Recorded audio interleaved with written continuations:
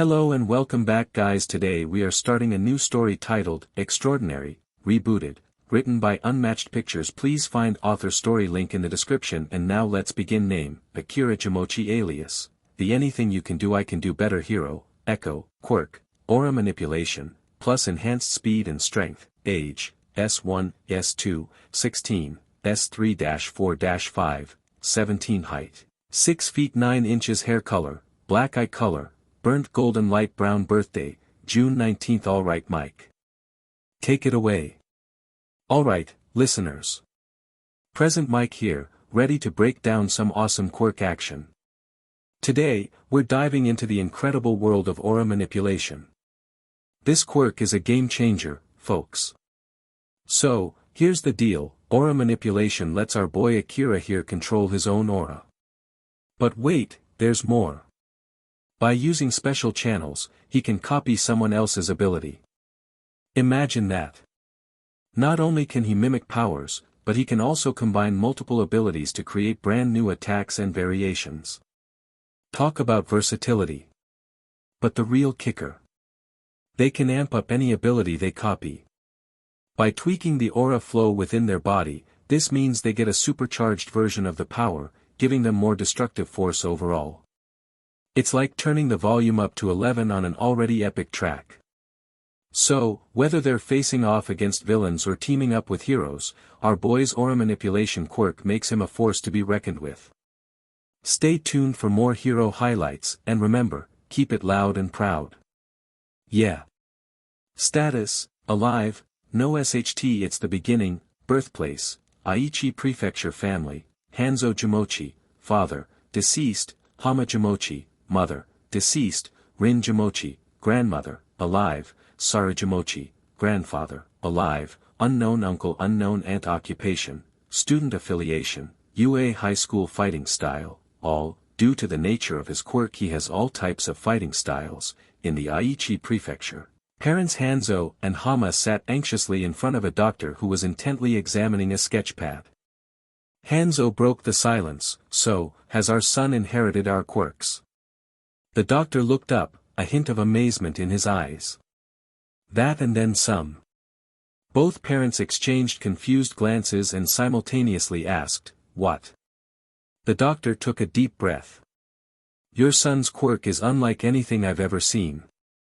I've encountered something somewhat similar years ago, but this is different." Hama's voice trembled slightly.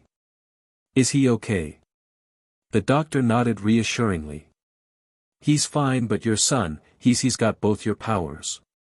Super strength from you, Mr. Hanzo, and super speed from you, Ms. Hama. Except, there's an abnormality. He's got this extra quirk." Hanzo leaned forward, curiosity piqued. "What's it called?" The doctor shook his head. "It doesn't have a name yet, that's how new it is to me. But we're calling it aura nexus." Hama's brow furrowed. "What is aura nexus?" The doctor sighed, clearly grappling with the complexity of the situation.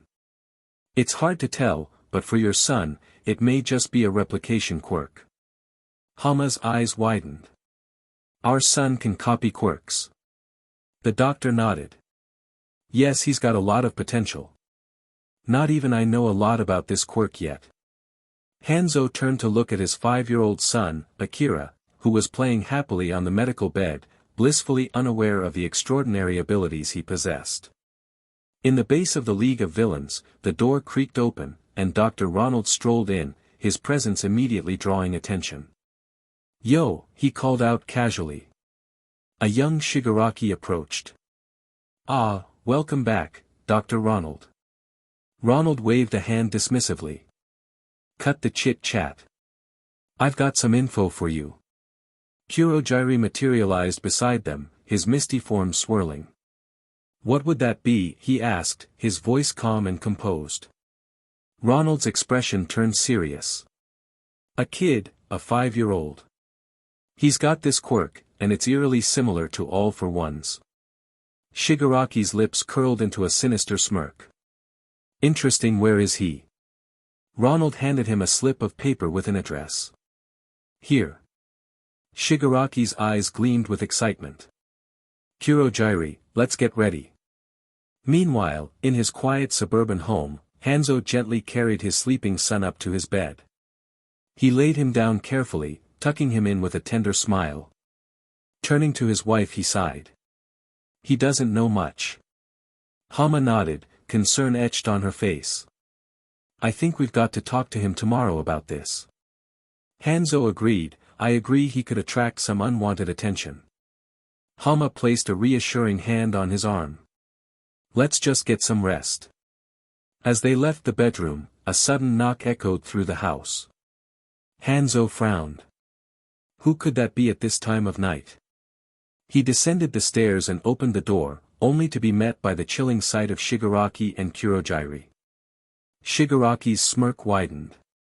Hello there, can we help you? Hanzo asks, yes, we wanna see your son, his power is truly fascinating. Shigaraki says, sorry, not a chance. Hanzo says shutting the door, but Shigaraki kicks it open, wasn't asking.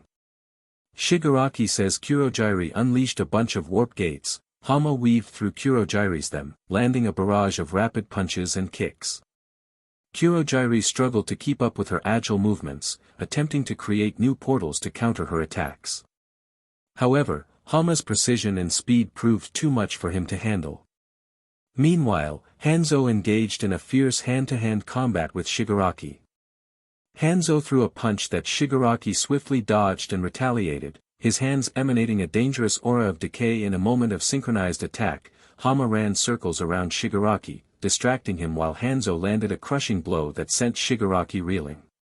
Kurojiri, realizing the tide was turning, attempted to create a warp portal to retreat, but Hama intercepted, disrupting his escape. Hama darted forward, her speed a blur as she aimed a swift kick at Shigaraki's midsection. In a moment, she struck, but Shigaraki sidestepped. Instead, he retaliated with a quick swipe of his hand, attempting to use his decay power. Hanzo charged in, he swung a powerful punch toward Shigaraki's face, but the villain only smirked and dodged, causing Hanzo's fist to crash into the wall, leaving a massive dent. Hama took advantage of the distraction. She zipped around Shigaraki, delivering a flurry of punches. Each strike was rapid and precise, aiming for his head and torso. But Shigaraki managed to evade most of her blows, occasionally getting grazed. Each hit sent shockwaves through his body, but he grinned, seemingly unfazed. Meanwhile, Kurojiri opened a portal, intending to trap Hama.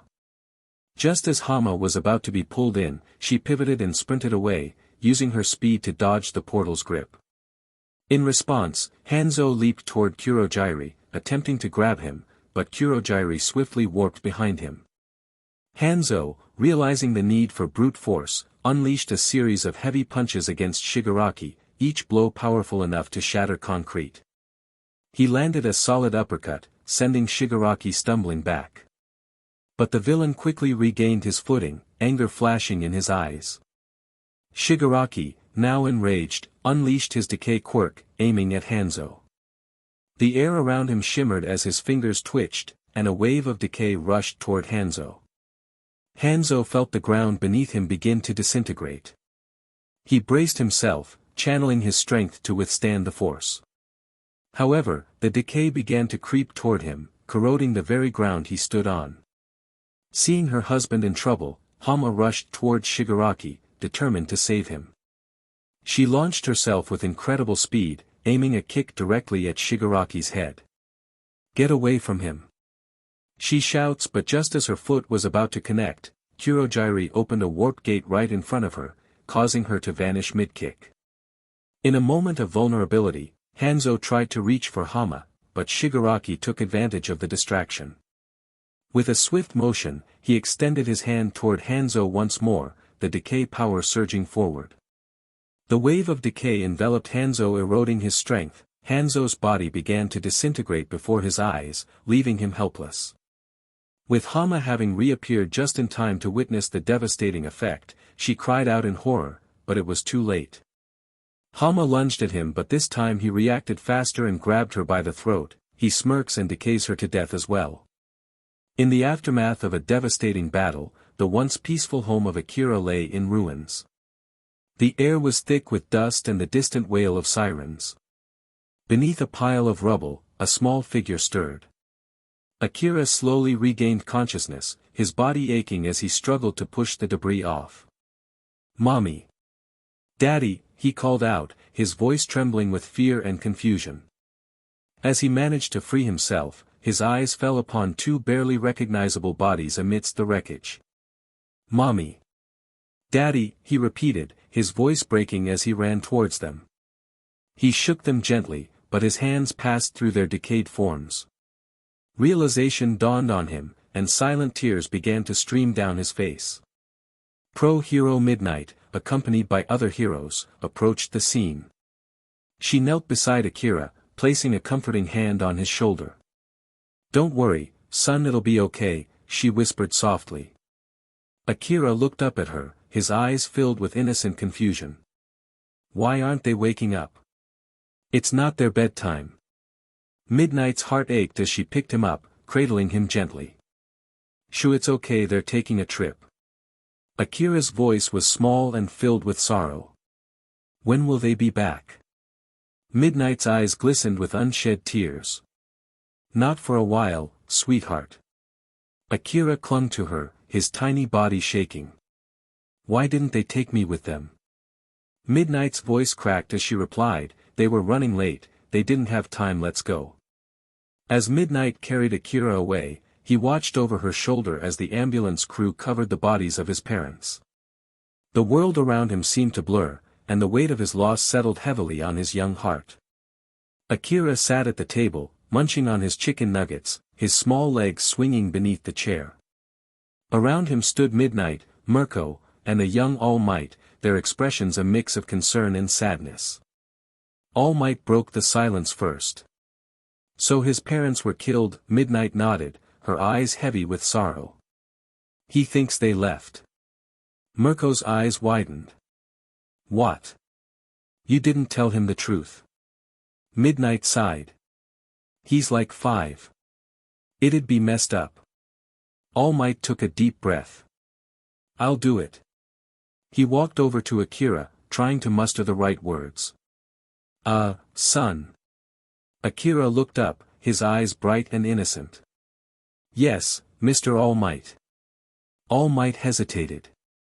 Your parents are gone." Akira nodded enthusiastically. "I know. Ms. Midnight said they were taking a trip." All Might turned back to the others, his face a mix of frustration and helplessness. "Okay, this is gonna be harder than I thought. He's so cute." Mirko stepped forward, determined. "TCH, move out of the way, but as she looked into Akira's innocent eyes, her resolve crumbled. "Never mind, I can't do it." All Might knelt down to Akira's level. "Son, your parents have passed away." Akira tilted his head. "Passed where?" Mirko sighed, her heart melting. "Oh God, he's adorable." All Might tried again. "They went to a cloud place in the sky, permanently. They aren't coming back." Akira's face fell. But why? I thought they'd come back." All Might cleared his throat, struggling to keep his composure. "They are talking to the big man upstairs. They wanted to live up there, so they're taking a long nap down here, but up there they're resting as well." Akira nodded slowly, the weight of the words sinking in. "Oh," he dropped his food, a single tear rolling down his cheek. Midnight rushed to his side, her voice breaking. "Oh, I'm so sorry, Akira." All three heroes enveloped him in a tight hug, their hearts breaking for the young boy. Akira remained silent, his face devoid of any smile, the reality of his loss settling in. Akira sat on a bench next to Midnight, his small frame hunched over, eyes fixed on the ground. Midnight glanced at him, her heart aching for the young boy. "So your grandparents are coming?" Excited, she asked gently. Akira remained silent, his gaze unwavering. Midnight sighed softly, looking down at him. "Akira, I understand this loss is hard for you. I've been through loss as well, but it's not good to bottle up your emotions. One day that bottle will burst, and you'll find yourself even more broken than before. She sympathizes with him. Akira slowly turned to her, his hardened gaze softening as he saw her warm smile. He nodded slightly, acknowledging her words. Just then, a car pulled up, and his grandmother Rin stepped out, her voice filled with relief and love. Akira.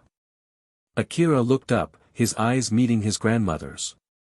His grandfather Saru followed, his face lined with concern. "How you doing, kid?" he asked gently. Akira remained silent for a moment before muttering, "I'm fine." He climbed into the car, his movements slow and heavy.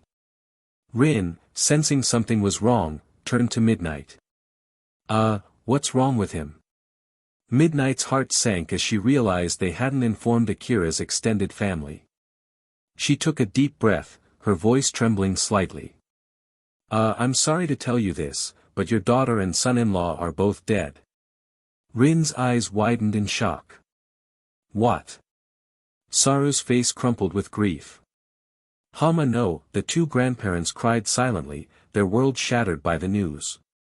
Midnight stood there, her own eyes filled with sorrow. "I'm so sorry," she whispered, feeling the weight of their collective grief.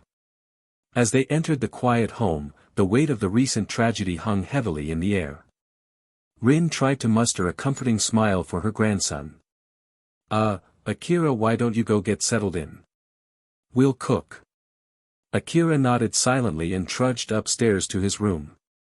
As soon as he was out of sight, Rin's composure crumbled. She began to cry silently, her shoulders shaking with grief. Saru walked over and wrapped his arms around her, offering what little comfort he could. "It's okay," he whispered, though his own voice was thick with emotion. Rin shook her head, tears streaming down her face. "She was supposed to outlive us. Both of them were supposed to. Now they're dead. My daughter is dead." Saru's eyes filled with tears as he held his wife, the two of them mourning their unimaginable loss together. Meanwhile, upstairs, Akira stood in front of the mirror in his bedroom. Memories of his family flashed through his mind, and he clenched his fists in anger and sorrow. Suddenly, his eyes glowed a brilliant gold before fading back to normal. Akira blinked in surprise. "What the?" He checked his reflection again, but the glow was gone. "Weird," he muttered to himself. Feeling a wave of exhaustion, he shut off the lights and closed the curtains, plunging the room into darkness. He climbed into bed, lying there for a moment as the events of the day weighed heavily on him. Eventually, sleep claimed him, offering a brief respite from his grief. Akira walked downstairs, his steps slow and heavy.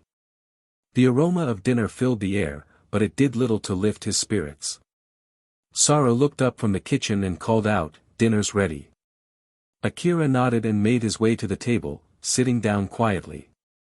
He began to eat, his movements mechanical and devoid of enthusiasm. Rin, trying to break the silence, asked gently, "So how's school been?" "Okay," Akira replied, his voice barely above a whisper. Saru set down his fork and looked at Akira with a mix of compassion and determination. "Okay, Akira, we understand fully we're not your parents, we never will be. But we're your grandparents, and we love you deeply. We promise, no matter what, nothing is going to happen to you. This is a safe space, do you understand me?" Akira's gaze dropped to his plate, his emotions swirling inside him. Saru leaned forward, his voice firm yet kind. "No, remember here, we keep our heads up." He says. Akira looked up, his eyes meeting Saru's. "You understand?" Akira's lip trembled, and suddenly, he broke into tears. Rin and Saru immediately got up and wrapped their arms around him, holding him tightly. I miss them so much," Akira sobbed. Rin's voice was soft and soothing. "Us too, baby, us too." The three of them embraced, their shared grief binding them together as they silently mourned the loss of Akira's parents. Years later, 12-year-old Akira was playing at the park, enjoying the fresh air and the freedom it brought. As he looked around, he noticed two boys pushing around a smaller girl. One of the boys, his fist crackling with heat, sneered, "What's a little punk like you doing at our park?" The girl, defiant despite her fear, retorted, "It's a public park. What are you talking about?" The other boy, with a cruel laugh, kicked her in the chest. "Shut up. Get off our park, punk." Akira couldn't stand by and watch. He walked over, trying to sound confident. "Chill out." Boy 1 turned to him, raising his heated fist. Akira gulped, realizing he might have bitten off more than he could chew. "I did not think this through," he muttered. Boy 1 threw a fireball at Akira, sending him flying. Akira groaned as he hit the ground, only to be hit again by a shockwave from the other boy's quirk, Tremor. The impact sent him crashing into a metal part of the playground. Before he could recover, the fire boy grabbed him by the shirt and lifted him up. "Let me tell you how it works around here," the boy growled. "Me and Ritsu over here are the big dogs. We're the toughest kids in the neighborhood, so fall in line and you won't get hurt, got me?" Akira coughed, wincing in pain. "Yeah," he managed to say. The boy dropped Akira and walked off with Ritsu, leaving him groaning on the ground. A hand appeared in front of him, and Akira looked up to see the girl he had tried to help. "Thanks," Akira said, taking her hand and getting to his feet. "Thanks for helping me," the girl replied. "I'm Momo Yaoyorozu." Akira smiled, despite the pain. "Akira Jomochi." The two shook hands. 3. How I grew up. Ever since that fateful day at the park, Akira and Momo became inseparable, acting more like brother and sister than just friends. Where Momo lacked in strength, Akira had it in abundance. Where Akira struggled with intelligence, Momo excelled. They complemented each other perfectly, forming a bond that was both strong and supportive. A few weeks later, as they played together, Momo shyly mentioned, "My quirk lets me create stuff out of my fat." Akira's eyes lit up with curiosity. "Really? Make something." Momo hesitated. "I dunno, I haven't really had enough time to develop it." "Come on. Please." Akira urged, his excitement contagious. Momo took a deep breath. "All right," she focused, and in the blink of an eye, a teddy bear formed in her hands. Akira's face broke into a wide grin. "That's awesome." Momo's eyes sparkled with surprise and delight. "Really?" "Yeah. Once you develop it more, you could make crazy stuff like nuclear bombs or plasma cannons." "Your quirk is the coolest," Akira said enthusiastically. Momo, who often struggled with low self-esteem and confidence, smiled brightly. "Thanks." At a sleepover, Rin walked downstairs to check on the kids. "Okay, you two, TVO, she paused, seeing Akira fast asleep with Momo nestled against his chest, his arm protectively around her. Rin's heart melted at the sight. "Those two better get married one day, so cute," she whispered to herself. She gently tossed a cover over them and shut off the TV, leaving the room with a smile. A few weeks later, Akira found himself in another confrontation. He was sent flying through the air, landing hard against a tree. He coughed, wiping blood from his mouth as the fire boy and Ritsu approached. Ritsu sneered, "Pretty sure my brother Akuma here said that this place belongs to us, so when we're messing with someone, stay out of it." Akira, defiant, spat back, "You could have killed them." From afar, Momo shouted, "Stay down, Akira, please." Ignoring her plea, Akira used his super strength to punch Akuma back. Akuma staggered, but Ritsu quickly unleashed his tremor quirk, sending Akira flying across the sky. He landed HRD on his side, his vision blurry and his head wobbling. Akuma walked over, wiping blood from his mouth. "That hurt." Akira, still defiant, replied, "Glad I could oblige." Akuma's eyes narrowed. "Oblige this." He aimed his hand at Akira, a fireball flaring up. As he prepared to throw it, Akira's eyes suddenly glowed a faint golden, then surged into a fully powered golden hue. With a burst of energy, Akira unleashed a powerful black fireball, sending Akuma flying. Akira's eyes widened in shock. How did I do that? From a distance, Momo exclaimed, "Woa!" Ritsuo, furious, used his tremor quirk again, sending Akira flying once more. He landed HRD on his side, pain radiating through his body. Ritsuo shouted, "This ain't over, geek," before he and Akuma retreated. Momo ran over and helped Akira up. "Are you okay?" Akira nodded, wincing. "I'm fine, but did you see that? I shot a black fireball at him. It was so cool." Momo looked at him with wide eyes. "Akira, do you have another quirk?" Akira shrugged, still in shock. "I dunno." Momo's curiosity was piqued. "Let's see." The two friends ran off. At Momo's house, "I don't think it's a simple projectile ability," Momo said. "I think it may have something to do with other abilities. Using all types of different powers." "Sweet!" Akira exclaimed. "Don't get too excited. We still have no idea how it works," Momo cautioned.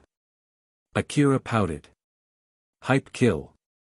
Momo asked, "Can you recall what happened before you activated your powers? What did you do and feel exactly?" Akira thought for a moment. "For some reason, when Akuma used his fire powers, I felt empowered, and everything just clicked. I haven't really had the same feeling since then, though." Momo looked down, deep in thought. He can supposedly use all types of abilities, but he had trouble until someone used theirs first. She then spoke out loud, "Hey Kira, you think your quirk has something to do with imitation?" Akira seemed confused. "I'm a what son?" "Imitation," Momo clarified. "How should I know? But it could be a strong possibility." Akira admitted.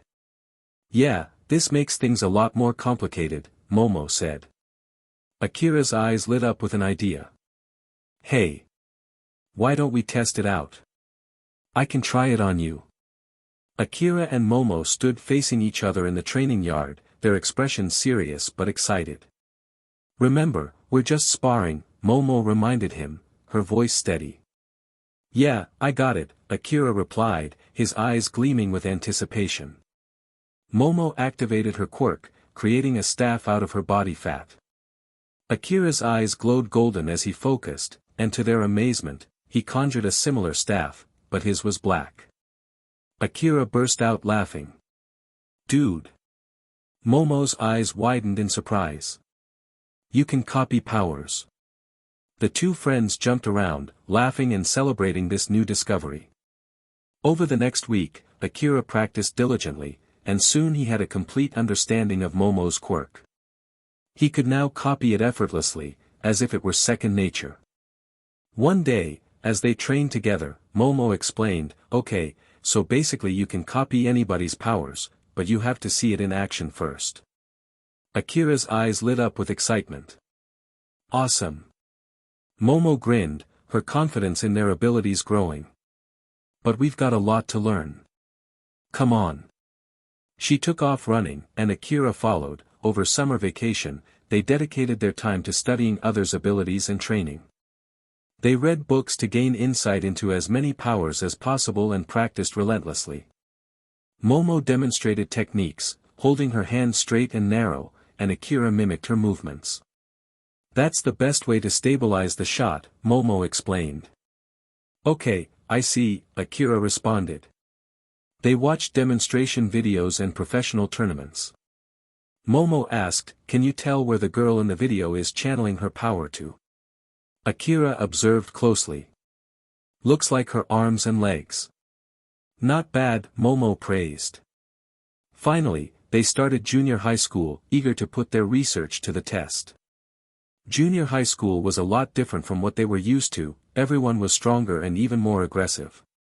Akira bumped into someone who said, "Better watch where you're going, SQR," but Akira and Momo knew that this would be the perfect training ground, and they took full advantage of it. They faced challenges head-on, using every opportunity to learn and grow stronger. Akira took on every challenge he possibly could. One day, after a particularly tough fight, he cracked his arm and winced. Ouch! That hurts like hell.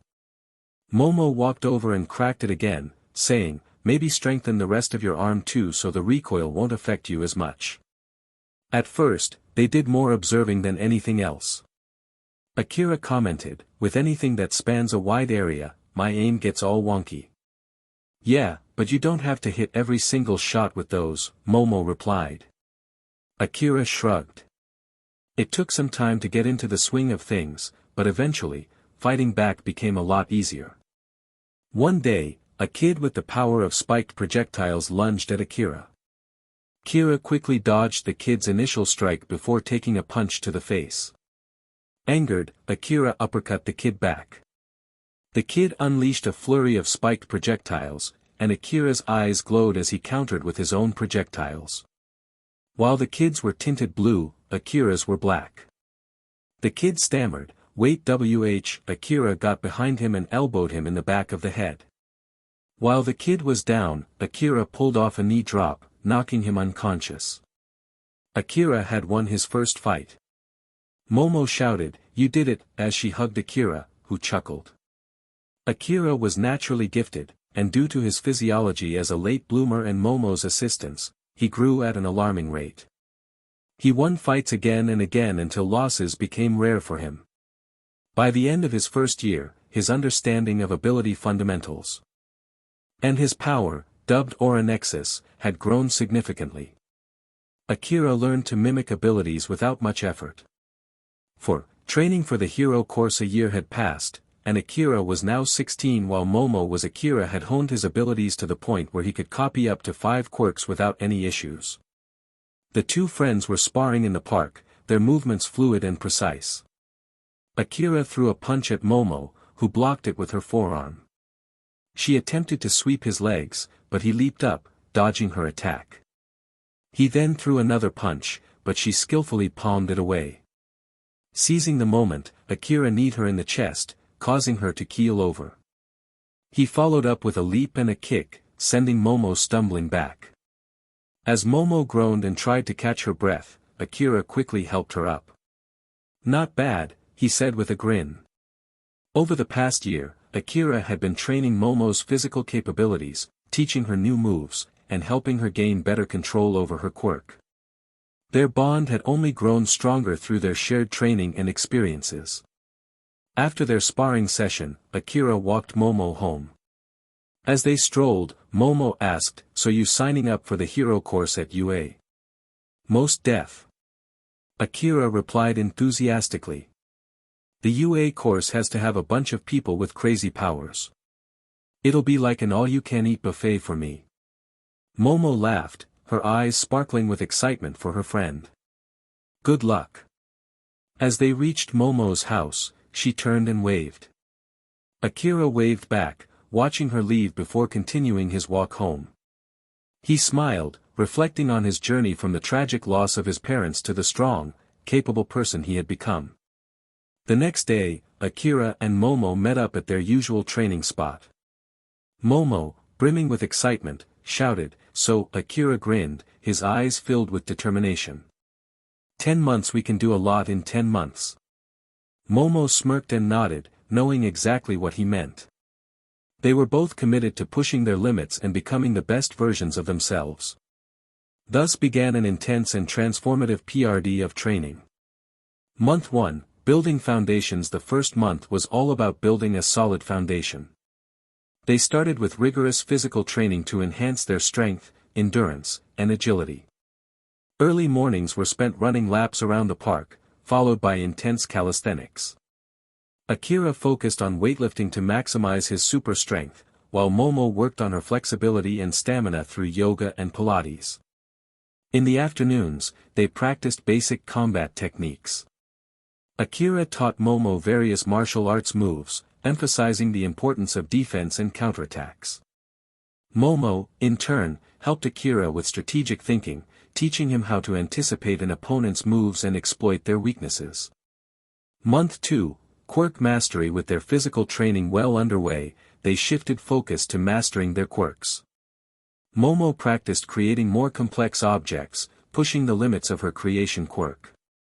She started with simple tools and gradually moved on to more intricate devices like grappling hooks and smoke bombs. Akira, on the other hand, worked on copying and controlling multiple quirks.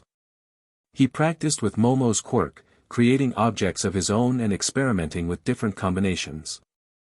They set up various scenarios to test his ability to switch between quirks seamlessly. Month 3, Endurance and Stamina. The third month was dedicated to building endurance and stamina. They incorporated high-intensity interval training, HIIT, into their routine, alternating between short bursts of intense activity and brief periods of rest. This not only improved their cardiovascular health but also prepared them for the rigors of prolonged battles. They also practiced long-distance running and swimming to build their overall stamina. Akira found that swimming helped him control his breathing and maintain focus, while Momo enjoyed the challenge of pushing her limits in the water. Month 4, Advanced Combat Techniques. By the fourth month, they were ready to tackle more advanced combat techniques. Akira and Momo sparred daily, incorporating their quirks into their fights. Akira practiced using his copied quirks in creative ways, while Momo used her creations to outmaneuver and outsmart him. They also studied different fighting styles, incorporating elements of boxing, kickboxing, and judo into their training. Akira's super strength made him a formidable opponent in close combat, while Momo's agility and quick thinking allowed her to stay one step ahead. Month 5, Tactical Training. The fifth month was all about tactics and strategy. They set up mock battles and obstacle courses to test their problem-solving skills under pressure. Momo excelled at devising clever strategies, while Akira learned to adapt quickly to changing situations. They also practiced teamwork, learning to communicate effectively and support each other in battle. Momo's ability to create useful tools and weapons complemented Akira's raw power, making them a formidable duo. Month 6, Quirk Combination. Halfway through their training, Akira began experimenting with combining the quirks he copied. He discovered that by merging different abilities, he could create powerful new attacks. For example, he combined a fire-based quirk with a wind-based quirk to create a devastating firestorm. Momo helped him refine these combinations, offering insights and suggestions. They spent hours testing different quirk pairings, honing Akira's ability to control and amplify the powers he copied. Month 7, Sensory Training. In the seventh month, they focused on enhancing their senses. Akira practiced sensing the strength of a person's quirk, learning to gauge an opponent's power level before engaging in combat. This ability gave him a significant advantage, allowing him to strategize more effectively. Momo worked on improving her situational awareness, using her quirk to create sensory-enhancing devices like night vision goggles and sound amplifiers. They set up various scenarios to test their heightened senses, from navigating dark environments to detecting hidden threats. Month 8, Mental Fortitude. The eighth month was dedicated to building mental fortitude. They practiced meditation and mindfulness techniques to improve their focus and resilience. Akira found that meditation helped him control his emotions and stay calm under pressure, while Momo used visualization exercises to enhance her creativity and problem-solving skills. They also faced mental challenges, such as solving complex puzzles and engaging in strategic games like chess. These exercises sharpened their minds and prepared them for the psychological demands of being heroes. Month 9, Real-world scenarios. As their training neared its end, they began simulating real-world scenarios. They set up mock rescue missions, disaster response drills, and villain encounters. These exercises tested their ability to apply everything they had learned in practical situations. Akira and Momo worked together seamlessly, their bond stronger than ever. They learned to trust each other's instincts and rely on their complementary strengths. Akira's ability to copy quirks proved invaluable, while Momo's strategic thinking and resourcefulness kept them one step ahead. Month 10, Final Preparations. In the final month, they focused on refining their skills and preparing for the UA entrance exam. They reviewed everything they had learned, from combat techniques to quirk mastery. Akira continued to practice combining quirks, while Momo honed her ability to create complex and useful objects on the fly. They also took time to rest and recover, ensuring they were in peak physical and mental condition for the exam. Akira and Momo supported each other through the final stretch, their friendship and determination driving them forward. 5. Entrance exam. Akira was fast asleep in bed. Suddenly, his door burst open, and Saru's voice boomed through the room. Akira. Akira jolted awake, his heart racing. Huh? What? You're almost late for the entrance exams. Saru shouted. Akira's eyes widened in panic. Shit. He scrambled out of bed, running around his room to get dressed. In a flurry of motion, he threw on his clothes and dashed downstairs. Rin was waiting for him, tossing him a plate of French toast and a sports drink cup filled with orange juice. Be good, she called out. With the French toast hanging from his mouth, Akira shouted back, yeah. He ran out the door, eating his breakfast as quickly as he could and downing the orange juice in one gulp. He arrived at the entrance of UA High School, panting and out of breath. Momo was waiting for him, a smirk on her face. You were almost late. Akira grinned sheepishly. Forgot to set my alarm. Momo rolled her eyes playfully. Let's go, stupid. The two friends ran inside and found their seats for the written test. Akira and Momo sat next to each other, and as the test began, Akira's eyes widened in horror. He didn't recognize any of the questions. Desperate, he whispered to Momo, "Can I?" Without missing a beat, Momo subtly showed him her paper. Go ahead. Akira quickly copied her answers, whispering, "You're the best." Momo smirked. I know. Following the written test, all the examinees gathered at UA High for the practical exam. Akira looked around, taking in the impressive campus. So this is UA. It's a lot bigger than I thought. Momo smirked. That's what she said. Akira laughed. You beat me by 1 second.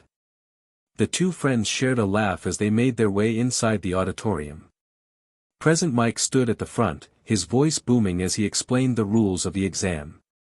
The students must score points by destroying villain bots with various point values. Each bot has a different point value based on its difficulty. Remember, real battles don't have countdowns, so be ready to jump into action immediately. After the explanation, the students were separated into their designated battle centers for the practical test. Akira removed his hoodie, revealing a black tank top underneath. Momo stretched, preparing herself for the challenge ahead. You need my quirk? She asked. Akira shook his head. Nah, I've already got some. Momo raised an eyebrow. Which ones? Akira grinned. Some kids' laser beams, Momo chuckled. Don't you already have super speed? Akira nodded. I guess it's stacked into my super speed so I'm even faster. Momo laughed, impressed. Nice. Without any further warning, the test began. From the rooftop of the observation post, Present Mike announced, this is because real battles don't have countdowns. The examinees rushed into the battle arena, eager to destroy as many robots as they could. Akira used his copied quirks to great effect. He blasted robots with laser beams, unleashed shockwaves to topple groups of bots, and used his super speed to dart around the arena, avoiding attacks and striking with precision. The ice powers allowed him to freeze bots in place, making them easy targets.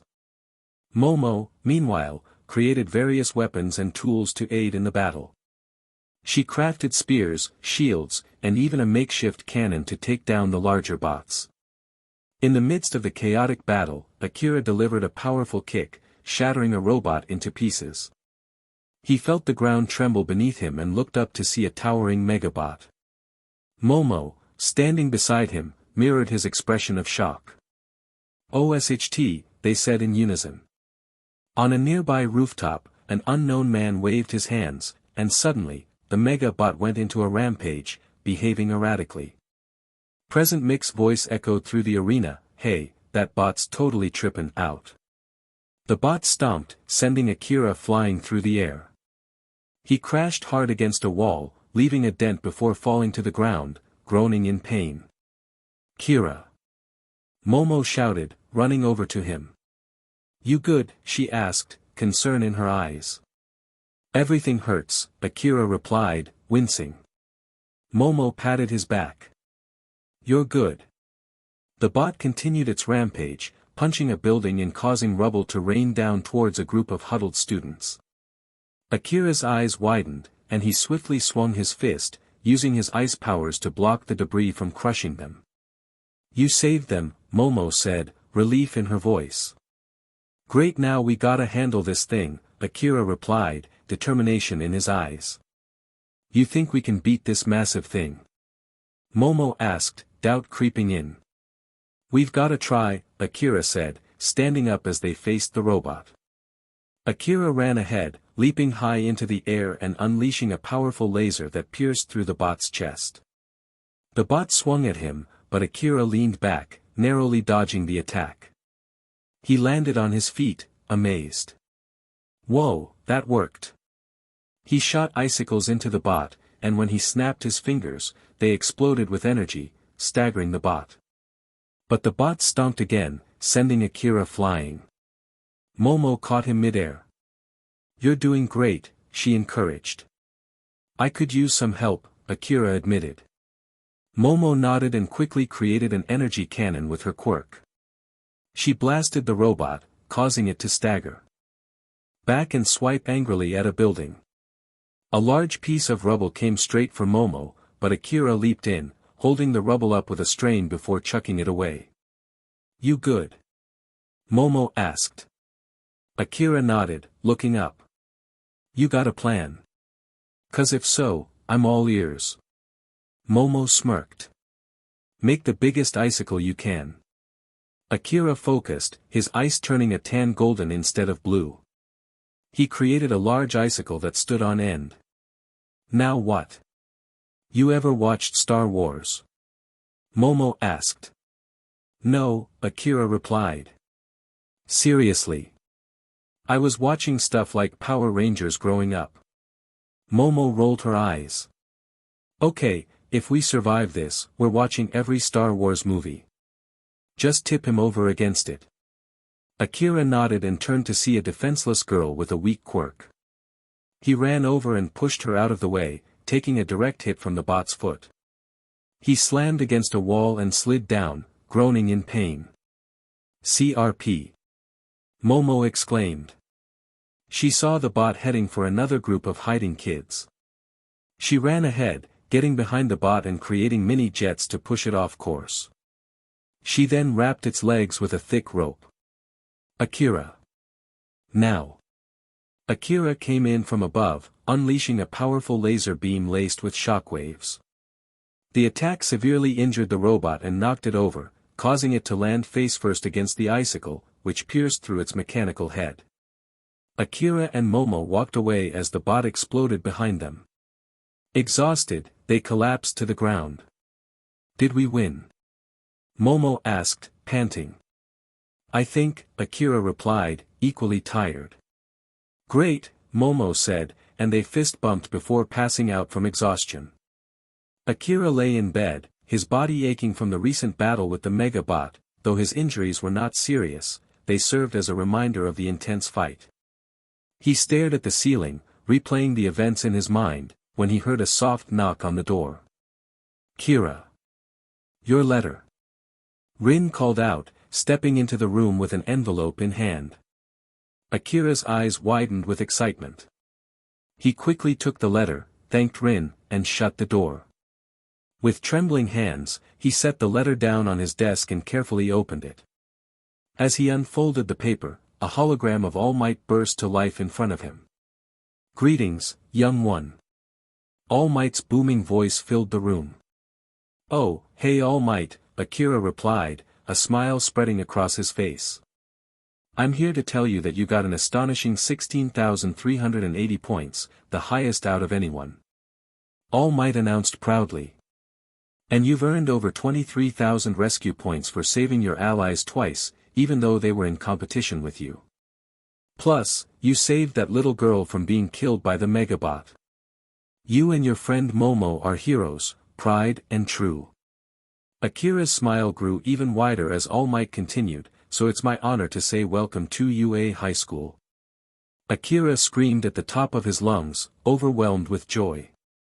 He jumped off his bed and ran around his room, unable to contain his excitement. Hearing the commotion, Rin and Saru rushed into the room. We heard from the other door. You're going to school, they shouted in unison. The family all jumped around, laughing and celebrating. Rin hugged Akira tightly and said, "Your parents would be so proud." As they embraced, Akira's phone rang. He quickly answered it and saw Momo's face on the screen. "Dude!" Momo shouted, her excitement mirroring his own. "Dude!" Akira shouted back. "Dude!" Momo repeated, holding up her own acceptance letter. Akira held up his letter and shouted, "Dude!" Momo held up hers and shouted, "Dude!" Together, they screamed, "Da-dee!" and celebrated by jumping around, their joy and excitement echoing through the room.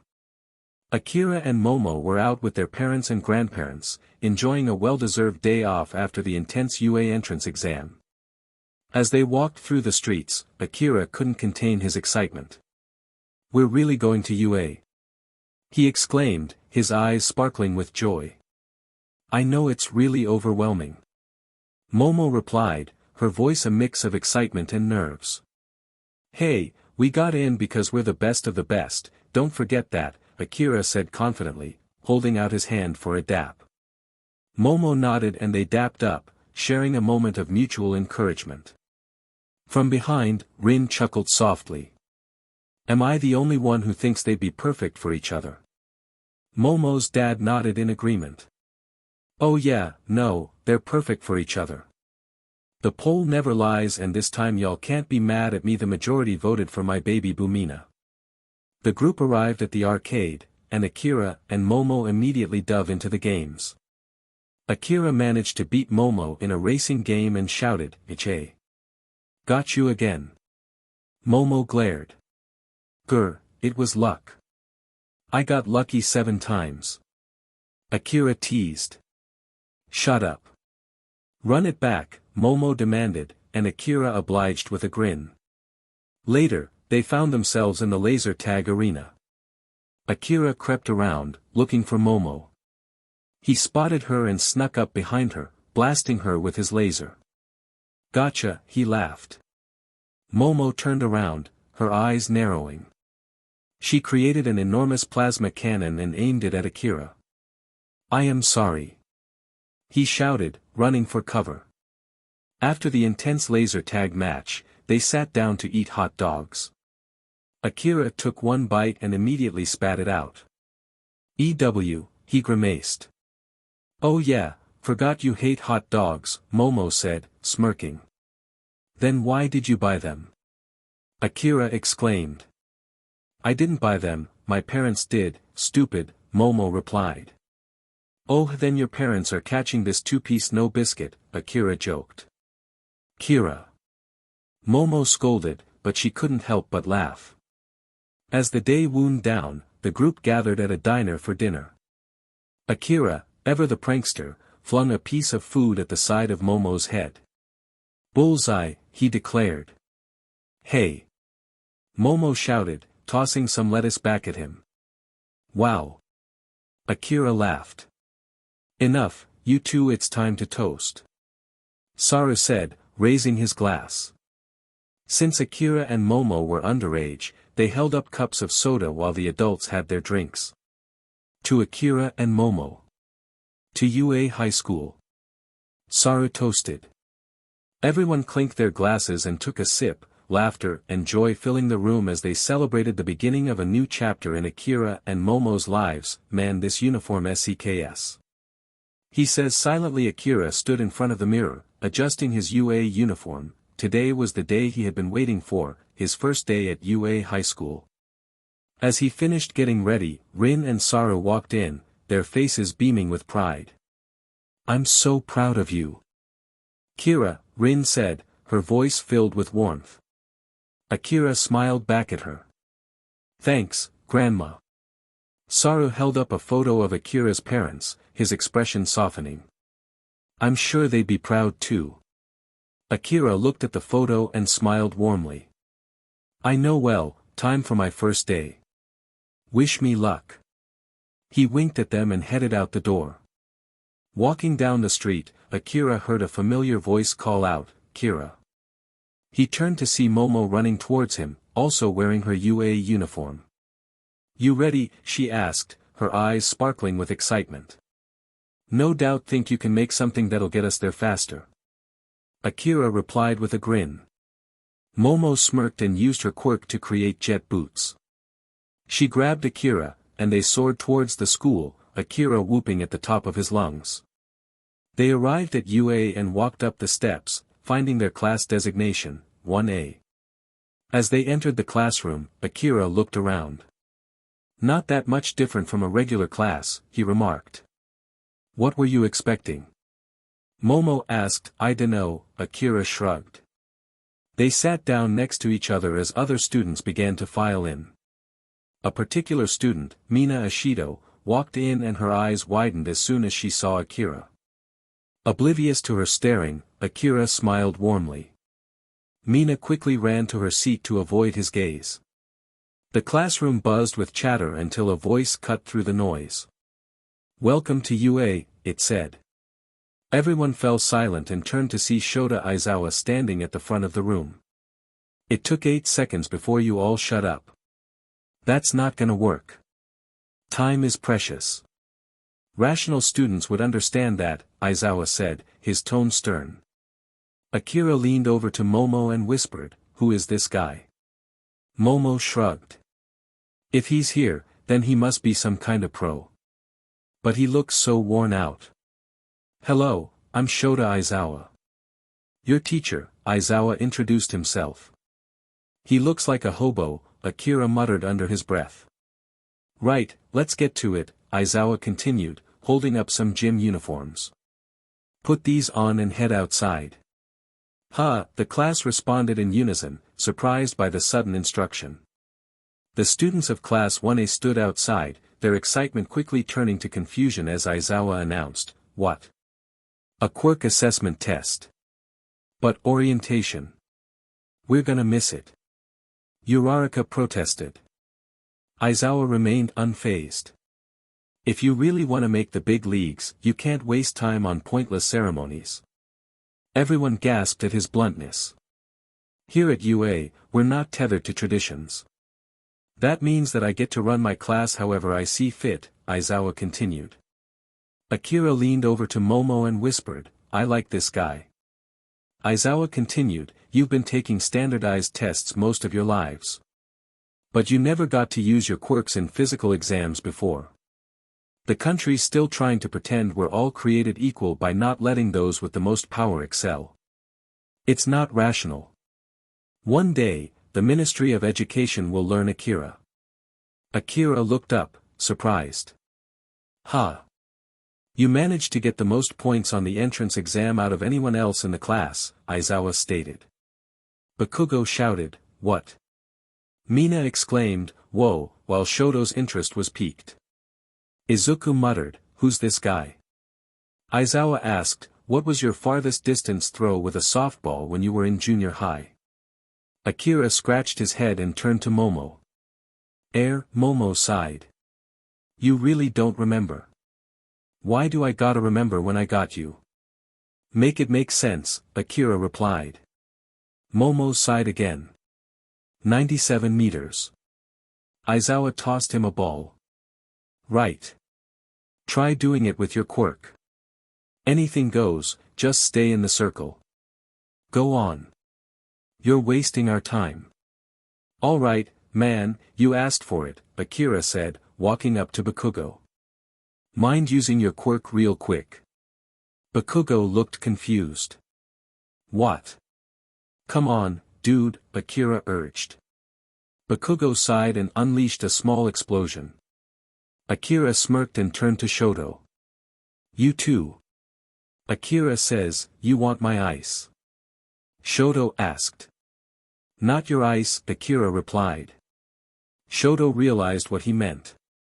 I don't use my other side. One time, please, Akira pleaded. Shoto nodded and created a small, barely noticeable flame. Thanks, Akira walked into the middle of the circle. He stacked Bakugo's explosion quirk with Shoto's fire quirk and his own super strength. He then chucked the ball with such force that everyone was blown back onto their backs, and Aizawa nearly fell before catching himself. Everyone exclaimed, "Oh, whoa. He used my quirk." Bakugo shouted. "Mine too," Shoto added. Aizawa remained calm.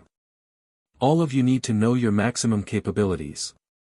It's the most rational way of figuring out your potential as a pro hero. He showed the pad displaying how far Akira threw the ball, 8,782 meters. Everyone screamed in disbelief. What? 8,782 meters, are you kidding me?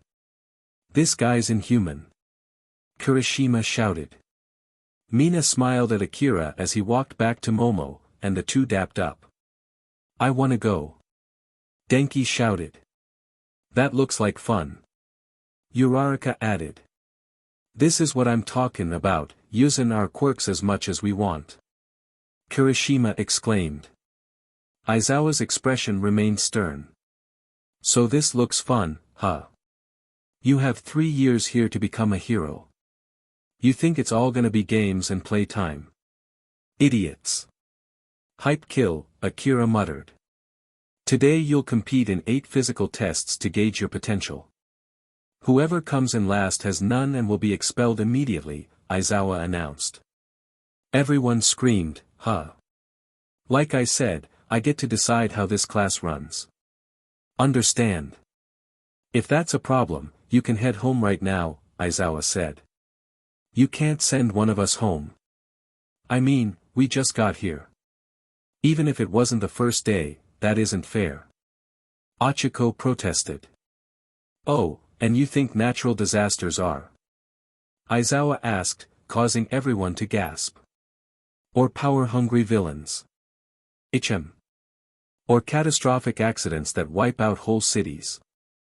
No, the world is full of unfairness. It's a hero's job to try to combat that unfairness. If you want to be a pro, you're gonna have to push yourself to the brink. For the next 3 years, UA will throw one terrible hardship after another at you. So, go beyond. Plus ultra style.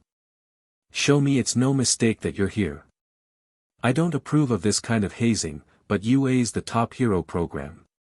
I have no choice, Ida said. Let's start. Aizawa commanded, signaling the beginning of their rigorous training. The first test of the quirk assessment was the 50-meter dash. The students lined up, ready to showcase their speed and agility using their quirks.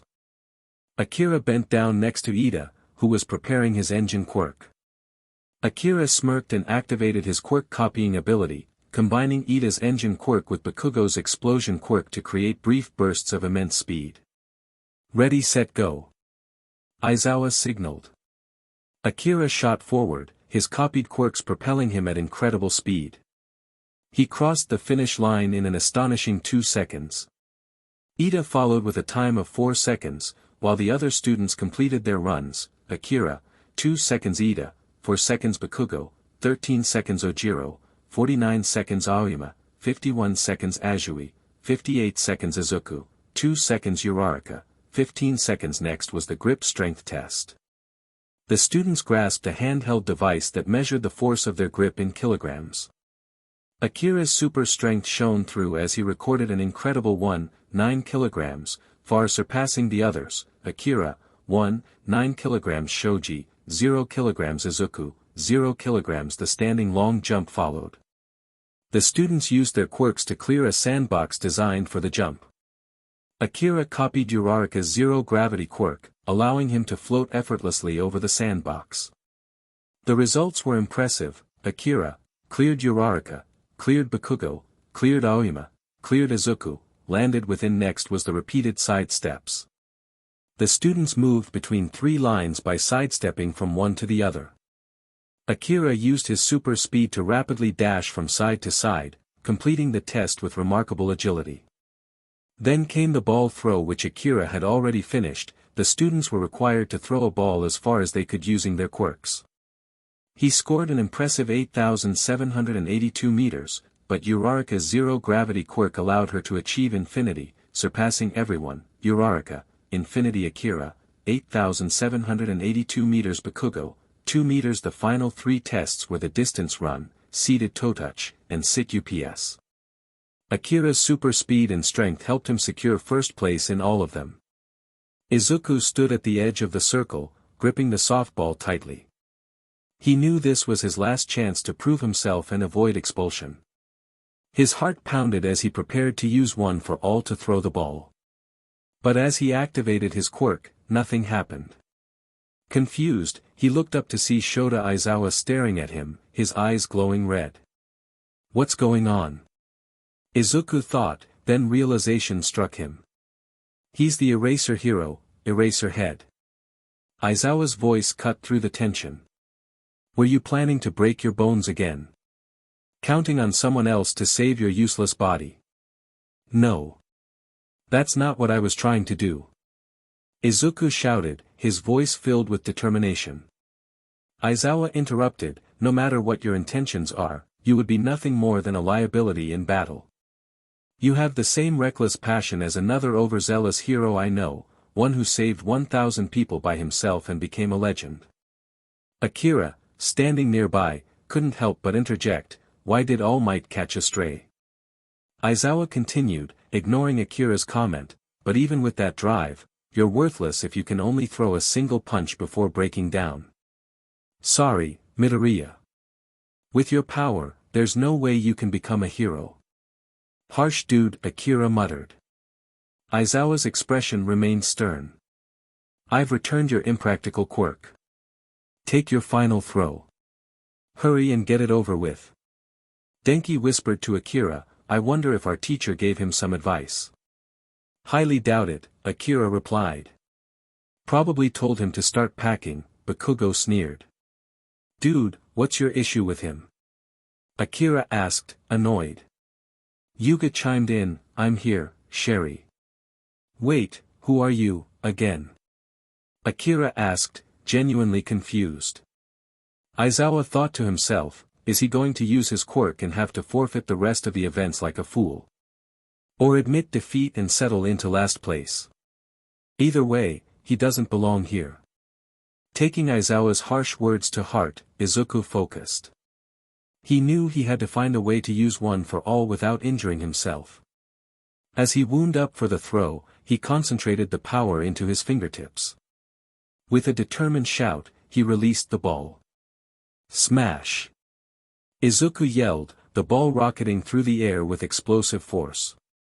Everyone gasped as the ball soared far beyond expectations. Izuku winced in pain but managed to stay on his feet. It hurts but not as bad as before, Mr. Aizawa. You see. I'm still standing.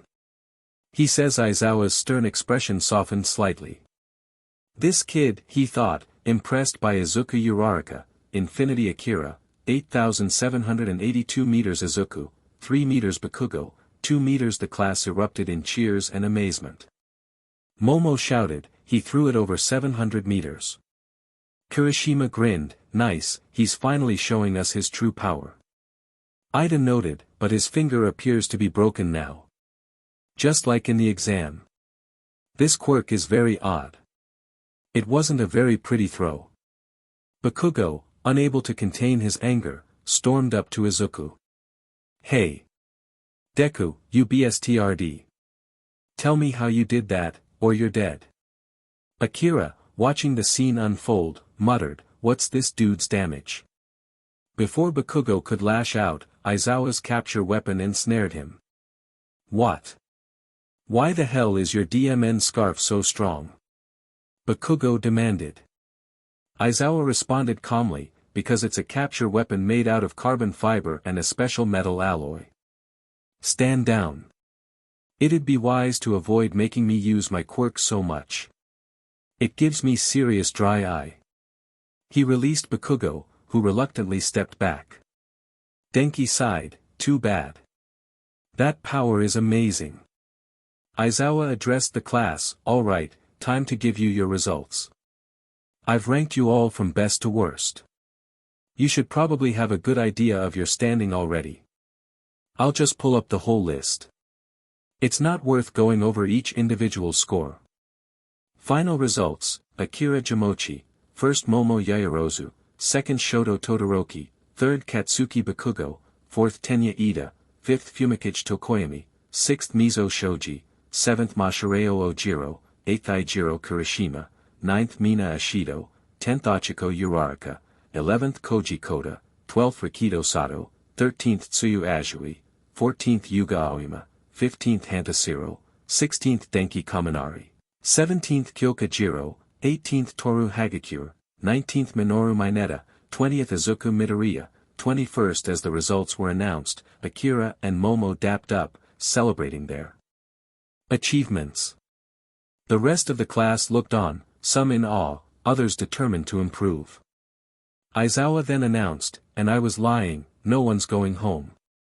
That was just a rational deception to make sure you gave it your all in the tests. Akira chuckled, not a bad deception, I'll admit. Momo added, I'm surprised the rest of you didn't figure that out. I'm sorry. I guess I probably should have said something. Jiro, Mineta, and Kaminari shouted in unison, yeah, you should have. Akira turned to Momo, you didn't know, did you? Momo whispered back, of course not. I just want to look smart. Denki sighed in relief, that was pretty nerve-wracking, huh? Kirishima grinned, nah, I'm always down for a challenge. Aizawa concluded, that's it. We're done for the day. Pick up a syllabus in the classroom. Read it over before tomorrow morning. As Akira and Momo walked off, Aizawa turned to Izuku. Midoriya, take this and go have the old lady fix you up. Things are gonna be tougher tomorrow when your actual training begins. Make sure you're prepared. Walking down the street, Akira and Momo reveled in their success. First and second. We're like that. Akira exclaimed, high-fiving Momo. Can't believe we got the highest scores. It's a little surprising, Momo admitted. Nah, facts, Akira stretched. Man, I'm tired though. Momo teased, I think you've got an admirer. Akira put his hands on the back of his head. Who? That pink girl that walked in, Momo said. What? Akira asked, surprised. Yeah, I caught her looking at you with the cutesy cute eyes, Momo explained. Akira smiled, interesting. The two continued walking, enjoying the end of their first day at UA. The next day Akira and Momo sat in class, diligently working on their tests. Well, Momo was diligent, Akira was struggling to stay awake. His eyelids drooped, and he began to doze off. Momo, noticing this, poked him in the ear. I hate you, Akira mumbled, rubbing his ear. Whatever, Momo replied with a smirk. They both finished their tests just as Denki shouted from across the room, hey guys, it's me, Denki. From class. Akira sighed, we can see you, Pikachu. And hear you, Momo added. What's the answer to number, Denki asked. It's B, Akira replied. D, got it, Denki said confidently. BLD hell, Akira muttered under his breath. The class then moved to their hero basic training session. As they sat in silence, Akira cut through the tension, so are we just gonna sit? Before he could finish, All Might burst into the classroom wearing his Silver Age costume. I am here. Coming through the door like a hero. Akira pointed out, the door fell off. I can't believe it's really All Might. Momo exclaimed. So he is a teacher. This year is gonna be totally awesome. Denki added. Hey, look. Is he wearing his Silver Age costume? I'm getting goosebumps. It's so retro. Mina said excitedly. All Might shouted, welcome to the most important class at UA High. Think of it as, Hero-NG, here, you will learn the basics of being a pro and what it means to fight in the name of good. Let's get into it. About time, Akira muttered. Today's lesson will pull no punches. Fight training, All Might announced. Real combat? Izuku asked, his eyes wide with anticipation. But one of the keys of being a hero is, All Might began, as suitcases suddenly dropped down before everyone, looking good. These were designed for you based on your quirk registration forms and the requests you sent in before school started. Everyone gasped and cheered. Costumes. Mina shouted. Get yourselves suited up, and then meet me at Training Ground Beta. All Might instructed. Yes, sir, the class responded in unison. In the boys' locker room, Akira stood in front of his locker, admiring his suit.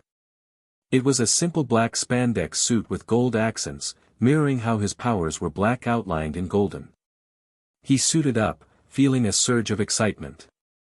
All Might's voice echoed through the training ground, they say that clothes make the pros, young ladies and gentlemen, and behold, you are the proof. Take this to heart. From now on, you are all heroes in training. This is getting me all revved up. You look so cool. Akira smirked, feeling the energy of the moment. Now. Shall we get started, you bunch of newbies? All Might shouted, ready to kick off their first real hero training session. After changing into their hero costumes, the students of UA High School gathered at Grounds B, the same training area where they had faced the practical test for the entrance exams. The air was filled with excitement and anticipation as All Might stood before them, ready to explain the rules of their next challenge. All right, everyone. Listen up. All Might's voice boomed across the training ground. Today, we'll be conducting a special training exercise. You'll be split into 10 teams, half of you will be heroes, and the other half will be villains. The villains will guard a nuclear weapon they intend to deploy, and the heroes must stop their scheme. If the heroes capture the villains or reach the nuclear core before time runs out, they win. If the villains manage to keep the nuclear core for the whole time or capture the heroes, they win. Tenya raised his hand, his voice filled with curiosity. This is the fake city from our entrance exam. Does that mean that we'll be conducting urban battles again? All Might shook his head.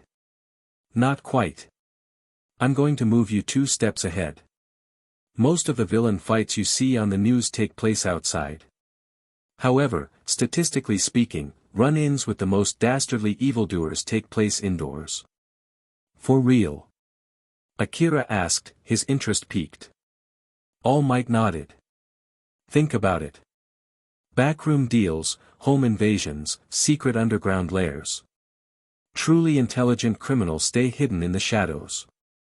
How interesting, Akira mused. For this training exercise, you'll be split into teams of good guys and bad guys and fight 2-on-2 indoor battles, All Might continued. Isn't this a little advanced? Achiko Uraraka asked, her voice tinged with concern. The best training is what you get on the battlefield. All Might shouted. But remember, you can't just punch a robot this time. You're dealing with actual people now. Momo Yaoyorozu raised her hand. Sir, will you be the one deciding who wins? Katsuki Bakugo, always eager for a fight, asked, how much can we hurt the other team? Akira turned to Bakugo, incredulous. What the hell, dude? Mina Ashido chimed in, do we need to worry about the losers getting expelled like earlier? Tenya Ida, ever the stickler for rules, asked, will you be splitting us up based on chance or comparative skill? Aoyama, admiring her costume, added, isn't this cape trace chic? Speak English na. Akira says All Might growled, his patience wearing thin. I wasn't finished talking. He sighed and continued, listen up. He handed everyone scripts. A script. Izuku Midoriya asked, puzzled. The situation is this, All Might explained. The villains have hidden a nuclear missile somewhere in their hideout. The heroes must try to foil their plans. To do that, the good guys either have to catch the evildoers or recover the weapon. Likewise, the bad guys succeed if they protect their payload or capture the heroes. Sounds like a classic action movie setup, Izuku remarked. Time's limited, and we'll choose teams by drawing lots. All Might announced. Isn't there a better way? Tenya asked. Akira sighed. You sure do ask a lot of questions, dude. Huh. Tenya responded, confused. Think about it. Pros often have to team up with heroes from other agencies on the spot, so maybe that's the reason we're seeing that here, Akira explained. Yes, I see, Tenya nodded. Life is a random series of events, All Might said. No sweat. Let's draw. Akira looked at his lot and saw he was teamed up with Izuku. Wow, what are the chances? We're a team. Izuku exclaimed. Seems so. Mind if I know your quirk? Akira asked. It's a simple amplification quirk. What about you? Izuku replied. I've got super strength and speed, and I can copy and stack quirks, Akira explained. Izuku's eyes widened. That's insane. Your power is the most versatile. I wonder how it works. Do you just sample off of other quirks you see, or do you have to see them in action? Is it instantaneous? Can you, dude, breathe? Akira interrupted. Izuku caught his breath as Uraraka walked over. Hey, Izuku. Good luck out there, she said with a smile. Izuku blushed. No doubt. Akira chuckled as Uraraka waved and walked off. I'd be on my A game, he advised. What do you mean? Izuku asked. Come on, dude. You've got eyes under that mask. I know you can see that girl has a crush on you, Akira teased. What? Izuku shouted, flustered. You heard me. Don't you want to impress her? Akira asked. Most definitely. Izuku replied, determined. Great, Akira said with a grin. All Might's voice boomed again. I declare that the first teams to fight will be these guys. Team A will be the heroes, Team D will be the villains. Everyone else can head to the monitoring room to watch. Yes, sir, the class responded in unison. All Might stood tall, his presence commanding the attention of every student. Bad guys, you can go on in and get set up. In 5 minutes, the good guys will be let loose and the battle will start. Yes, sir. Akira, Tenya, Ochiko, and Izuku shouted in unison. All Might turned to Tenya and Bakugo. Young Ida. Young Bakugo. The key to being successful in this challenge is to embody villainy. Think from the perspective of an evildoer. Got it. Tenya responded, his posture rigid with resolve. If things go too far, I'll step in, All Might assured them. Understood. Tenya replied, though he couldn't hide his discomfort. Even though this is training, it pains me to be aligned with criminal behavior. He glanced at the large weapon they were tasked to protect. So this is the weapon we must protect. Fake, of course. Hey. Bakugo shouted, drawing Tenya's attention. Tenya responded. Do you really think Deku has a quirk? Bakugo asked, his voice laced with suspicion. You saw how he threw that ball. Though I think his power hurts his body, Tenya observed. TCH, Bakugo scoffed. Why is it that you seem to be especially angry when it comes to Midoriya? Tenya inquired. Bakugo's mind raced with thoughts. Was he seriously just tricking me all these years? I'm gonna roast that DMN nerd today. On the lower floor, Akira walked alongside Izuku. So what's with that angry Pomeranian that hates you? He asked, a hint of amusement in his voice. Angry what? Oh, Kaken. Yeah, he can be a real pain, sure. But his strength and confidence and his ambition, not to mention his quirk. They're all so much greater than mine, Izuku admitted. It seems like his only ambition is to murder you, Akira noted. True, but that just means I have to do better. I refuse to lose today, Izuku declared, his determination shining through. So it's a fated battle between rivals? Akira asked. Oh, not that I'm trying to get you wrapped up in my fight or anything. Izuku quickly added. Are you kidding? We're a team, right? Let's win this. Akira said, holding out his fist. Izuku smiled and fist bumped him. Yeah, let's do this. All Might's voice echoed through the training ground. All right. Let's begin the indoor combat training. Team A and Team D, your time starts now. Pay attention, kids. Think about what you would do. As the teams prepared for the challenge, All Might's thoughts turned to Akira. But Akira, if he ends up copying young Midoriya's one for all, I don't believe he could survive the backlash. Looks like I'll have to pray for the best. The tension in the air was palpable as the training exercise commenced. Izuku and Akira moved cautiously through the dimly lit corridors of the simulated hideout, their senses on high alert.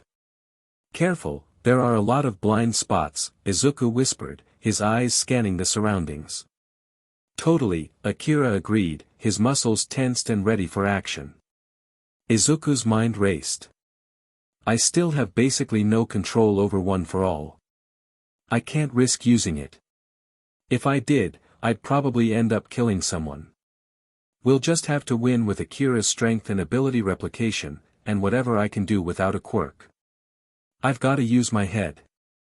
I took a lot of notes on indoor battles and fighting in tight spaces. I can do this. Suddenly, Katsuki Bakugo launched a sneak attack from the shadows. His explosive assault managed to damage half of Izuku's mask, but Izuku was able to evade while pushing Akira out of harm's way. Akira, you okay? Izuku asked, concern in his voice. I'm fine. Thanks. Oh.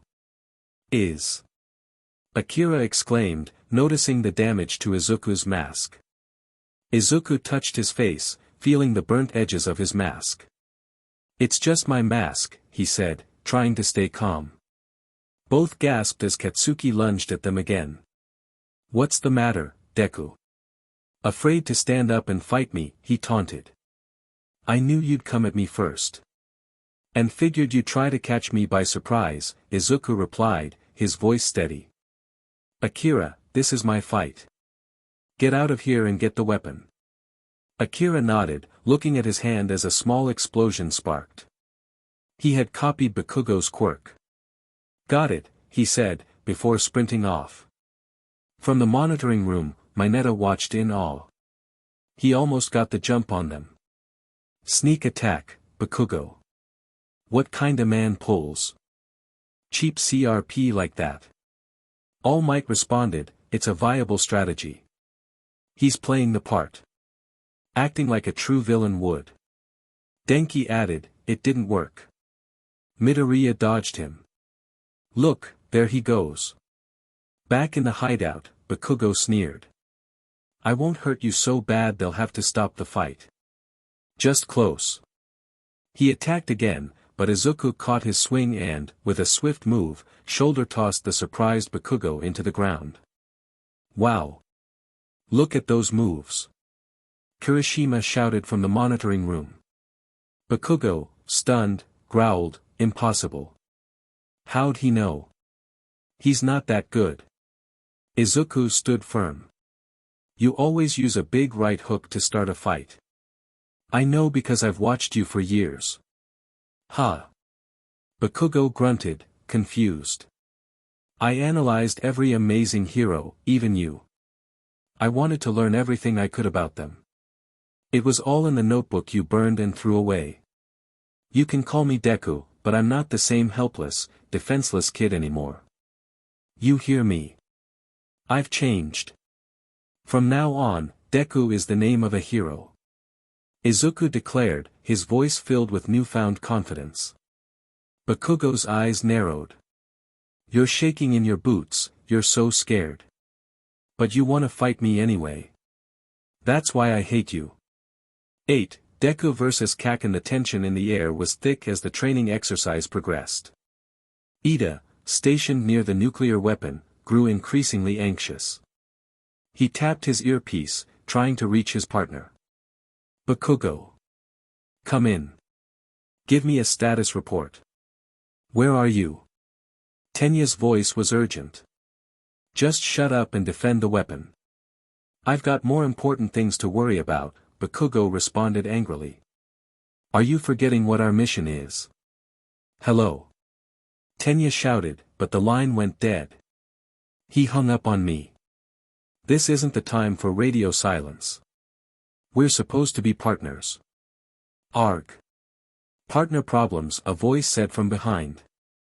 Yeah, Tenya started, then realized it was Akira who had spoken. Wait a minute. Akira laughed and delivered a powerful kick, sending Tenya flying back. In the monitoring room, Kirishima squinted at the screen. Hey, who's Bakugo talking to? I'm not hearing anything. Can we get any sound with this video? Denki asked. All Might explained, he's got a radio in his ear so he can talk to his partner. I gave it to him before the match started. Along with a map of the building. Also, this. He held up a roll of capture tape. Wrapping this around your opponent means you've apprehended them, and they're out for the rest of the game. So, there's a 15-minute time limit, and the good guys have no idea what floor the nuclear weapon is hidden on, right? Mina asked. Correct. All Might shouted. Then the heroes are clearly at a disadvantage here, Mina observed. A big one. All Might agreed. Real pros have to outwit villains on a daily basis. That's life. Even when the odds aren't in our favor, we fight. All together. Let's hear a plus ultra. All Might and the students shouted in unison. Monsieur, he's on the move, Aoyama said, pointing at the screen. Back in the hideout, Katsuki launched a flying kick at Izuku's head, but Izuku's hero knowledge allowed him to counter. Using capture tape and the notes he had taken on both Katsuki and Eraserhead, Izuku dodged the attack. He's using the capture tape. Bakugo shouted, frustrated. Hero Notebook number 10, page. Luckily, I got to see Eraserhead's moves in action. Izuku shouted back. What'll Kaken do now? Knowing him, he'll be impatient and try another big punch. Kirishima commented from the monitoring room. Katsuki swung again, but Izuku dodged once more. I was right. Izuku exclaimed. The little guy's really good. Kirishima shouted. He's holding his own and he hasn't even used his quirk yet. Zero added. All Might watched with pride. Not surprising. He's always been pretty good at taking action in crisis situations. Plus, he spent years taking notes on different heroes. He internalized everything he learned. Those lessons are in his BLD now. That fanboy knowledge is paying off.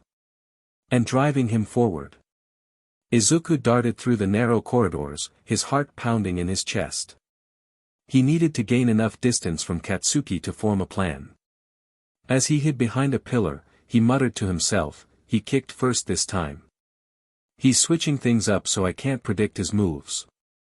Does that mean he's worried? Get back here, Deku.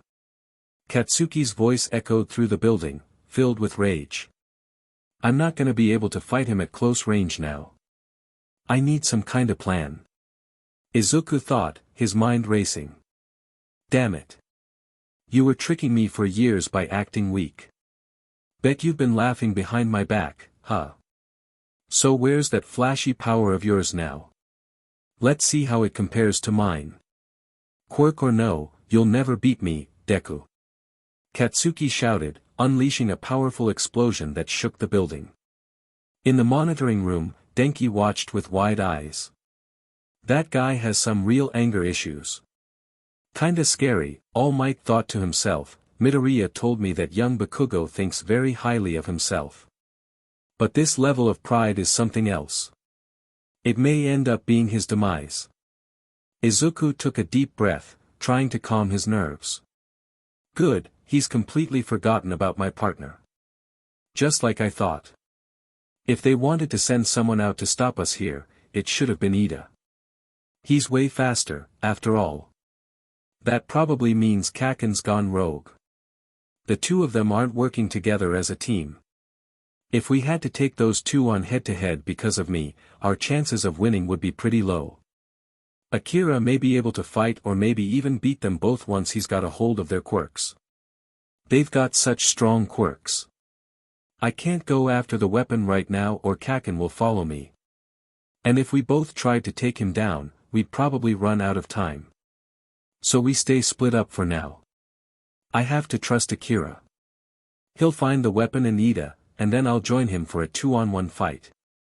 That's how we'll win. I'll just have to capture Kaken down here. On my own. I can do it. As long as I don't get too close to his hands. Stop hiding. Katsuki roared, destroying multiple parts of the building in his fury. Come out and face me, you coward. Izuku stepped out from his hiding spot, his resolve firm. By the way, I've been meaning to tell you, Kaken. I take back everything I said. Like it or not, you can't stop me. From now on, Deku is the name of a hero.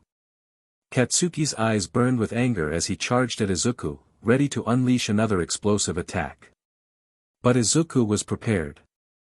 He had studied Katsuki's moves for years, and he knew exactly how to counter them. Tenya stood up after Akira's powerful kick, feeling the dent in his armor. It's over for you, hero, he shouted. Sure, Akira replied nonchalantly.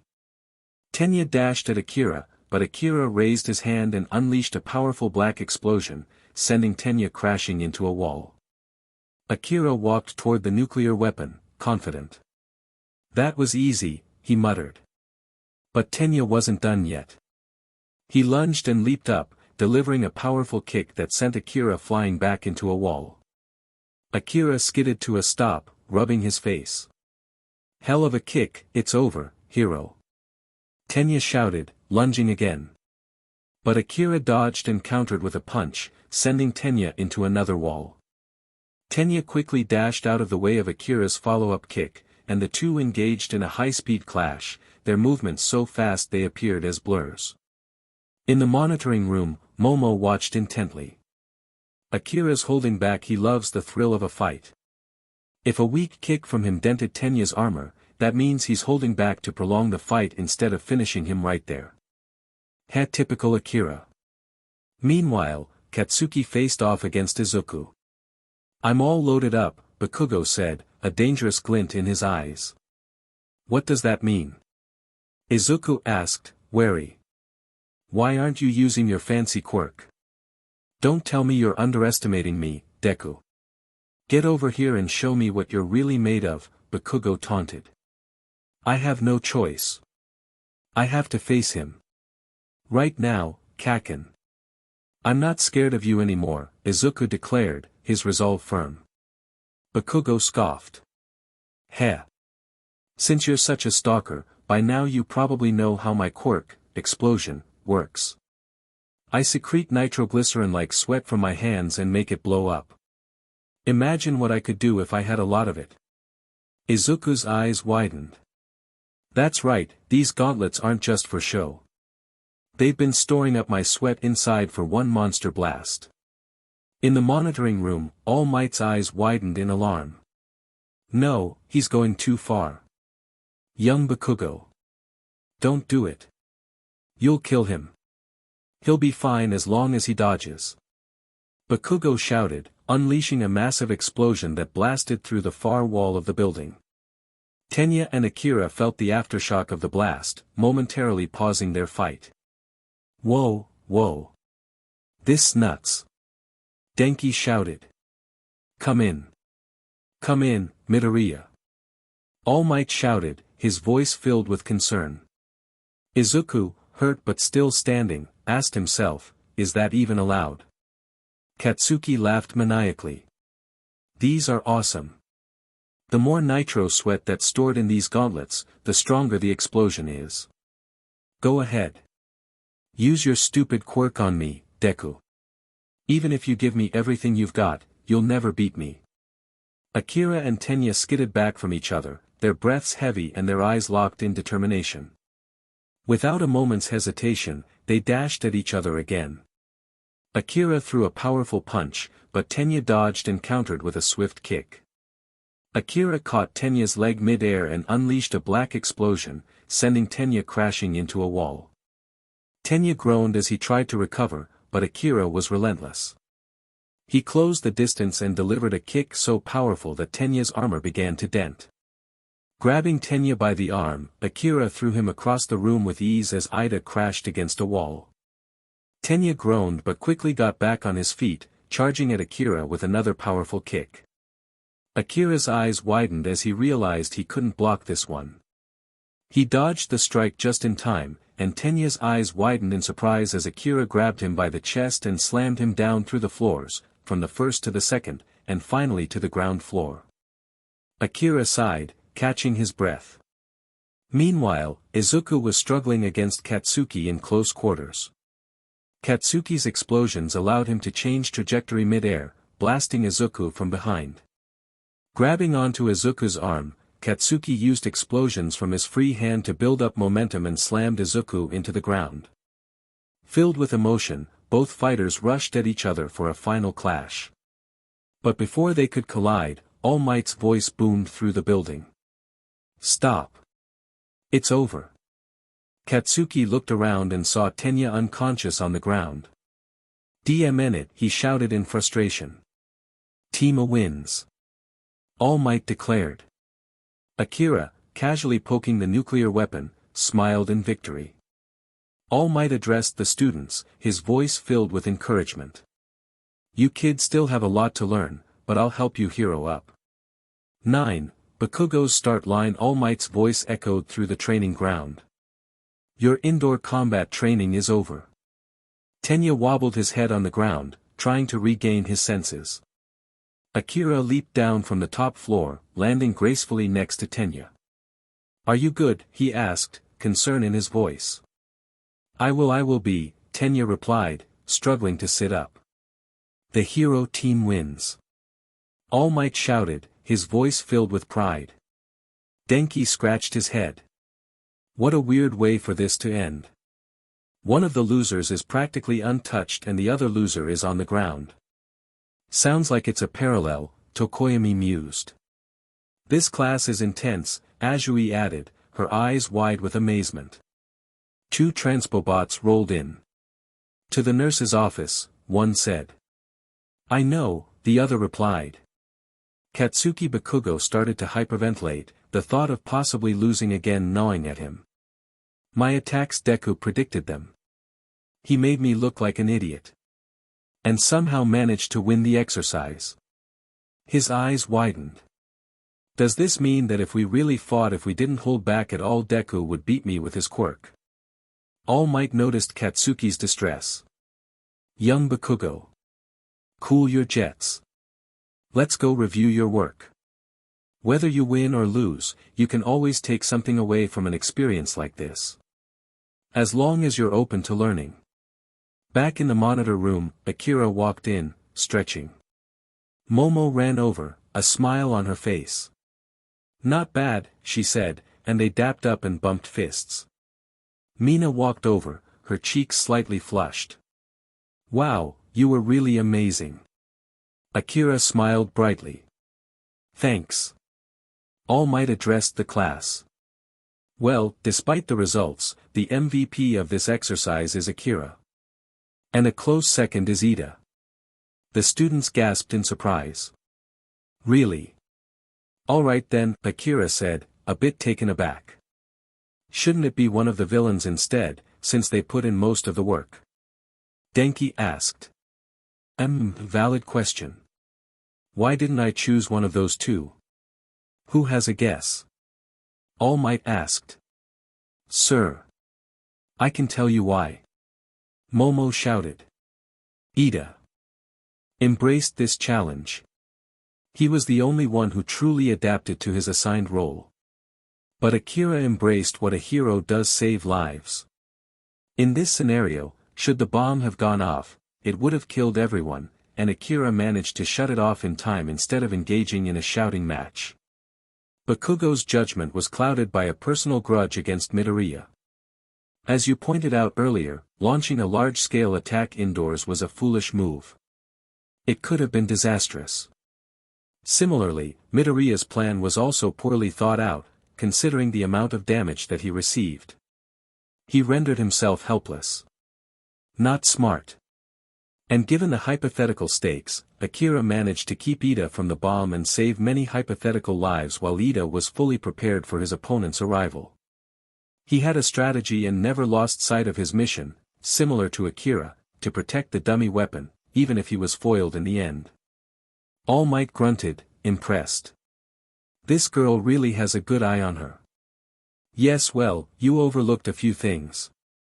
Young Ida could have relaxed a little bit in the exercise, but otherwise, you nailed it. Momo nodded.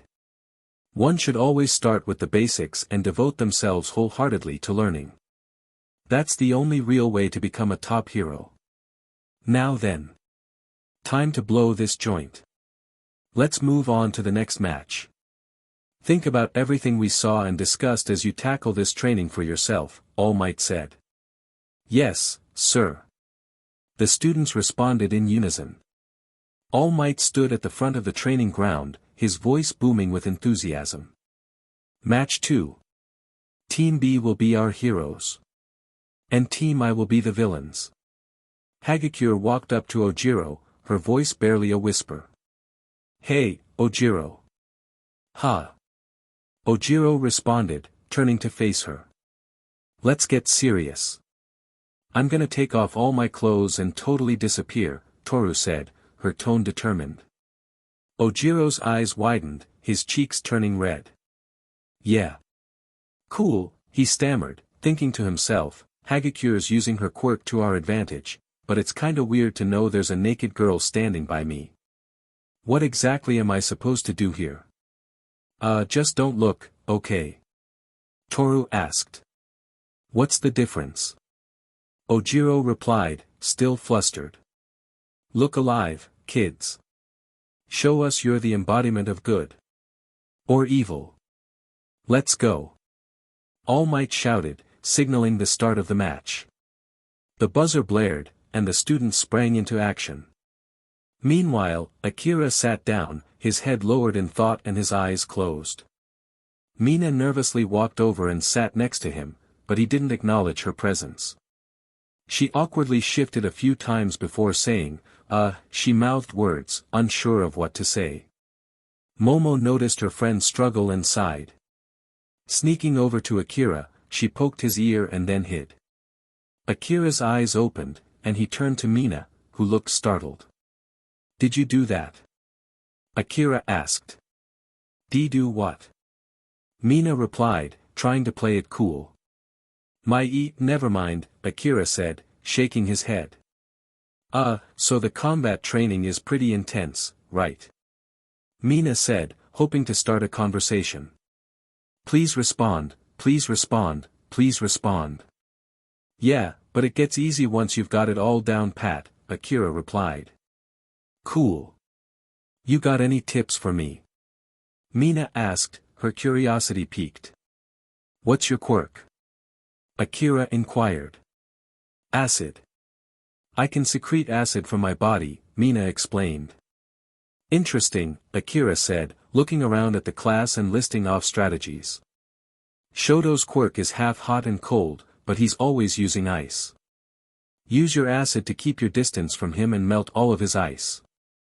Once you've caught him off guard, go for the head. Mina nodded, absorbing the information. Tokoyami, you're screwed, I'm sorry.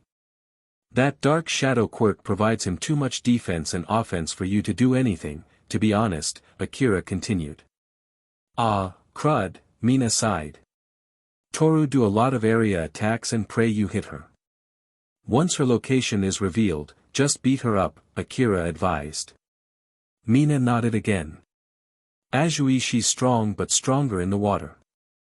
Since we're not around water, use your acid to dry her out. Maybe the lack of surface water on her body will weaken her.